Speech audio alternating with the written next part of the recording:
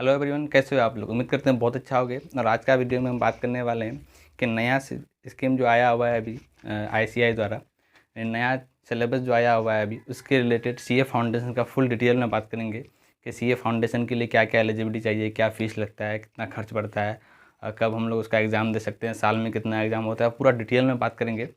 तो आप अगर सीए का एग्ज़ाम देने वाले हो या फिर दे रहे हो तो इस चैनल को सब्सक्राइब कर लेना और वीडियो को अंत तक जरूर देखना, क्योंकि यहाँ बहुत इन्फॉर्मेटिव चीज़ मिलने वाला है। अगर आप सीए लाइन पे आने वाले हो तो ये सब चीज़ आपको पता होना चाहिए। तो चलिए वीडियो को शुरू करते हैं। सबसे पहला चीज़, जो हम लोग का एग्ज़ाम का पैटर्न है, तो आपको पता होना चाहिए कि साल में 2 बार लेता है। एक हम लोग का होता है जुलाई में, हालांकि जुलाई में कभी होता है, कभी मई में होता है, और एक आपका होता है दिसंबर में।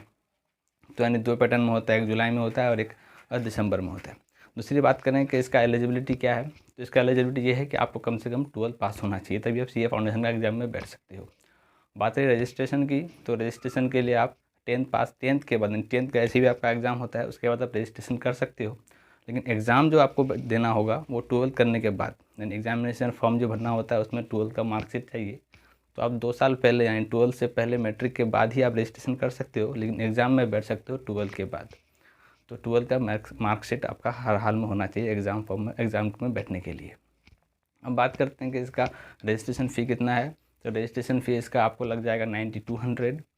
बाकी इसका 1500 आपको एग्जामिनेशन फॉर्म लगता है, यानी रजिस्ट्रेशन के बाद एग्जामिनेशन से कुछ दिन पहले आपको एग्ज़ाम फॉर्म भरना पड़ता है, वहाँ पे आपको 1500 लग जाता है। यानी कुल मिला के बात करें तो लगभग 10,500 पड़ जाता है। आगे बात करते हैं कि इसमें बुक जो आती है, क्या आईसीआई यानी आईसीआई के द्वारा बुक प्रोवाइड किया जाता है, उसमें कितना खर्च पड़ता है। तो आईसीआई के द्वारा बिल्कुल फ्री में बुक प्रोवाइड किया जाता है। यहाँ दोस्तों इसके लिए कोई एक्स्ट्रा से पे नहीं करना पड़ता है। जैसे आप रजिस्ट्रेशन करोगे उसमें आपका फ़ी इंक्लूड रहता है। जैसे आप रजिस्ट्रेशन करोगे उसके 10 दिन के अंदर आपको CODS का एक कोड आएगा ईमेल में। उस ईमेल से आप उसमें लिंक से क्लिक करके आप बुक ऑर्डर कर सकते हो और 7 दिन के अंदर आपका बुक आ जाएगा। आगे चलते हैं। एक सवाल ये भी होता है कि जो हम लोग एग्ज़ाम फॉर्म भरने या रजिस्ट्रेशन करने वाले हैं, तो क्या ये ओल्ड सिलेबस में होगा या न्यू सिलेबस में होगा। क्योंकि अभी जो फेस है सबको ये कन्फ्यूज़न है कि अभी रजिस्ट्रेशन करेंगे तो क्या ये न्यू सिलेबस में होगा या ओल्ड सिलेबस में होगा।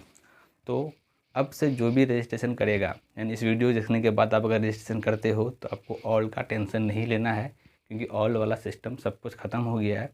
अब जो भी रजिस्ट्रेशन आप करोगे सीधा न्यू सिलेबस में आप पहुंचोगे। तो ओल्ड का टेंशन नहीं लेना है। ओल्ड जो था वो रजिस्ट्रेशन जो पहले किया था उसी के लिए था, आपके लिए ओल्ड अब नहीं बना है। अब सिर्फ न्यू स्कीम के द्वारा ही आपका एग्ज़ाम होगा। यानी 1 फरवरी से पहले जो भी अगर आप रजिस्ट्रेशन करते हो तो उसका एग्ज़ाम 24 में होगा, मई 24 में।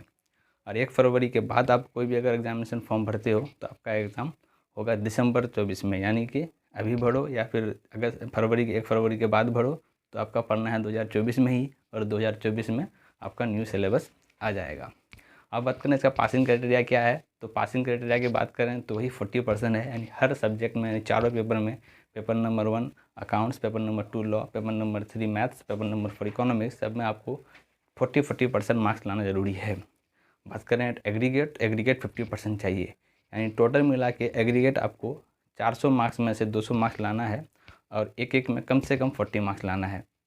तो एग्रीगेट में 50% और इंडिविजुअली बात करें तो कम से कम 40%, तो आप तभी पास कर सकते हो। सब में अगर 40 लाते हो तो आपका 200 मार्क्स अगर नहीं होता है तो आप फेल हो जाओगे। तो एग्रीगेट पर 50% लेके चलना पड़ता है।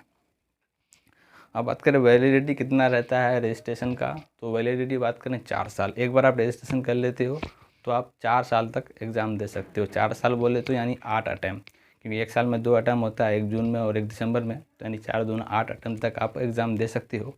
अगर 8 अटैम्प्ट में भी आपका एग्ज़ाम क्लियर नहीं होता है तो फिर से आपको दोबारा से आपको रजिस्ट्रेशन करना पड़ता है। तो यानी 4 साल यानी 8 अटैम्प्ट तो बहुत मायने रखता है। सीए फाउंडेशन बहुत तो बहुत 2 या 3 अटैम्प्ट में निकल ही जाता है। तो 4 साल तो इतना टेंशन नहीं लेना, बहुत लंबा समय है।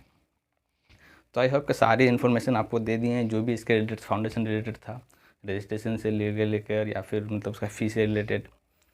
इसके बाद आपका इंटरमीडिएट का होता है, तो इंटरमीडिएट आप फाउंडेशन क्लियर करने के बाद ही इंटरमीडिएट जाते हो, या फिर जो ग्रेजुएशन किया हुआ रहता है डायरेक्ट एंट्री उसको बोलते हैं।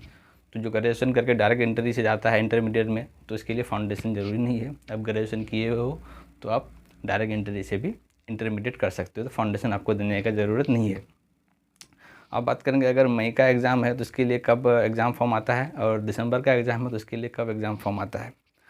जून का जो एग्ज़ाम है मई जून का, उसका फरवरी में, यानी एक 15 से 20 दिन पहले फरवरी में आपका लगभग 2 महीना पहले आपका एग्ज़ाम फॉर्म आ जाएगा। और जो दिसंबर का एग्ज़ाम है उससे पहले आपका अगस्त में आपका एग्ज़ाम फॉर्म आ जाएगा। यानी 3 से 4 महीना का गैप मिलता है एग्ज़ाम फॉर्म आने के बाद, उसके बाद आपका एग्ज़ाम होता है। आई होप कि सारा इन्फॉर्मेशन आपको दे दिए हैं। वीडियो इन्फॉर्मेटिव लगा हो तो लाइक करना और चैनल को सब्सक्राइब कर देना। और मिलते हैं बहुत जल्दी एक नई वीडियो के साथ, तब तक के लिए बाय बाय।